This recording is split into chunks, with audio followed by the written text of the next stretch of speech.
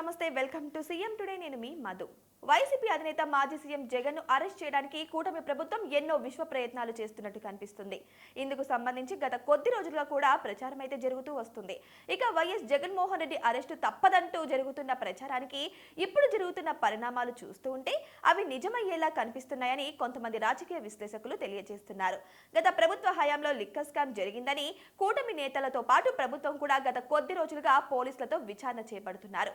మొదట సిఐడి ఈ కేసుని డీల్ చేసింది. అయితే ఆ తర్వాత సిట్ ని రంగంలోకి దింపి మరి అనేక మంది నాయకులను విచారణ చేపట్టింది. దీంతో కొంతమంది నేతలను కూడా అరెస్ట్ చేయడం జరిగింది.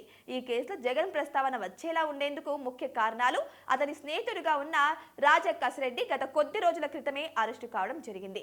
ముఖ్యంగా జగన్ చుట్టూరానే ఈ కేసును తిప్పేలా చేస్తున్నట్లు వార్తలు కూడా వినిపిస్తున్నాయి. అలాగే వైసీపీ హయాంలో పనిచేసిన ధనుంజయ రెడ్డి, కృష్ణమోహన్ రెడ్డిలను కూడా విచారించి మరీ అరెస్ట్ చేయడంతో ఈ కేసు జగన్ వరకు వెళ్ళినట్లుగా కూడా ప్రచారం జరుగుతున్నాయి. ఇక గతంలో కూడా జగన్ మీద సిబిఐ కేసులు నమోదు చేశారు. ఆదాయానికి మించి ఆస్తులు కూడబెట్టారని ఇలా సుమారుగా సిబిఐ 11 ఛార్జ్ షీట్లను దాఖలు చేసింది. ఈ కేసు కూడా ప్రస్తుతం విచారణ దశలో ఉన్నట్టు తెలుస్తుంది. ఇలాంటి సమయంలోనే ఇప్పుడు జగన్ మీద లిక్కర్ కేసు కూడా రాబోతున్నట్టు కూటమి నేతలు కూడా తెలుపుతున్నారు. అయితే వైసీపీ నేతలు, కార్యకర్తలు మాత్రం జగన్ రాజకీయంగా పతనం చేయడానికి ఈ కేసులు బనాయిస్తున్నారు అంటే చాలా మంది వైసీపీ నేతలు, కార్యకర్తలు అయితే గుసగుసలాడుకుంటున్నారు. మరి వీటన్నింటినీ చూస్తూ ఉంటే జగన్ అరెస్ట్ చేయడానికి మహానాడు సభకు ముందు కానీ ఆ తర్వాత కానీ జరగబోతుందని చర్చ బాగానే జరుగుతుంది. మరి అసలు విషయం ఏంటన్నది వేచి చూడాల్సిందే. మరి జగన్ అరెస్ట్ అవుతారా, అరెస్ట్ అవరా? ఒకవేళ అరెస్ట్ అయితే మహానాడుకి ముందా, మహానాడుకి తర్వాత?